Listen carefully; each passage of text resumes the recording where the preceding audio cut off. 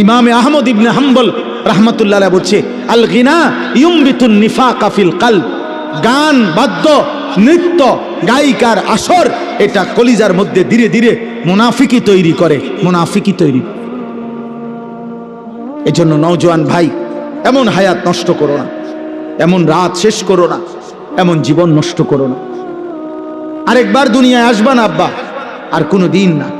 আল্লাহ তাআলা আমাদের প্রত্যেককে এই গান বাদ্য, এই বেহুদা কথার থেকে, অশ্লীল বেহুদা গল্পের কৌতুকের আসর, ফালতু কথার আসর, এখান থেকে বাঁচার তৌফিক দান করে। কোরআনে আছে, আল্লাহ বলছে, আফামিন হাযাল হাদীসি তাজাবুন ওয়া তাদহাকুনা ওয়া লা তাবকুন ওয়া আনতুম সামিদুন।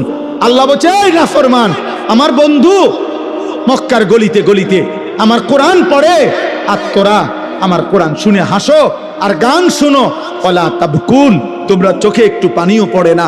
আহা, এমন শক্ত পাষাণ কেমনে হইল? কোরআন শরীফ আল্লাহ বলছে।